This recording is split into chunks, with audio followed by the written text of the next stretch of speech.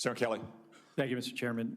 Colonel Gabbard, when Russia was denying Assad's use of chemical weapons, they accused the U.S. of supporting terrorists. This is a line that Putin used frequently during the Syrian civil war as he supported Assad. Syrian officials made similar comments. They did it repeatedly. They did it in public. They did it at the United Nations. In 2016, you gave an interview in which you said, and this is a quote, "The U.S. is providing direct and indirect support to terrorist groups in order to overthrow the Syrian government." And in 2019, on the Democratic presidential debate stage, you said of President Trump, this is a quote, "This current president is continuing to betray us. We were supposed to be going after al-Qaeda, but over years now, not only have we not gone after al-Qaeda, our president is supporting al-Qaeda." So I'm interested to hear, what was your goal in saying these things? And did you consider, before saying them, the motives of Iran and Russia, what their motives might have been before making these claims?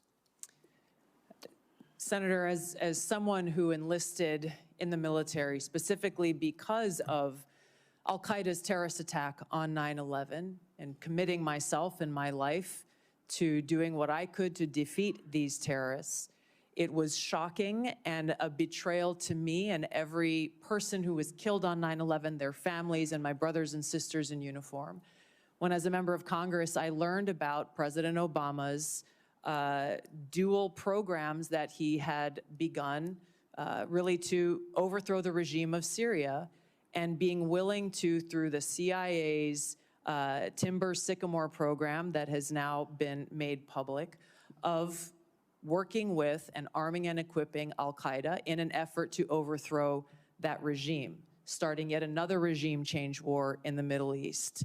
DoD Train and Equip program, again, begun under President Obama, is widely been known, looked at, and studied, that ultimately resulted in over $500 million being used to train who they called moderate rebels, but were actually fighters working with and aligned with al-Qaeda's affiliate on the ground in Syria, all to move forward with their regime change and not acknowledging what was obvious at the time and what has unfortunately borne true, which was that a regime change war in Syria, much like the regime change wars in Iraq, the toppling of Gaddafi and Mubarak, while these are all dictators, would likely result in the rise of Islamist extremists like al-Qaeda taking power.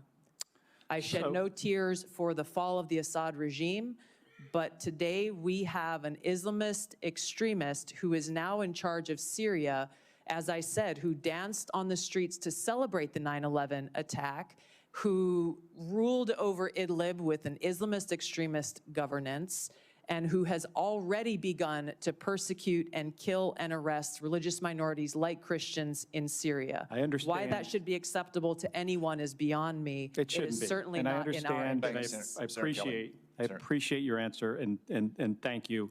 My concern has to do with the tendency to repeat Russian and Syrian, and even in some cases, I think we'll get into in the closed session, Iranian information, and to discount what comes from our intelligence community. Senator, every American deserves to know that people in our own government were providing support to our sworn enemy, al-Qaeda. That should not be acceptable by anyone. Thank you, Senator Kelly. Ms. Gabbard. In conclusion, Senator Warner. Yes.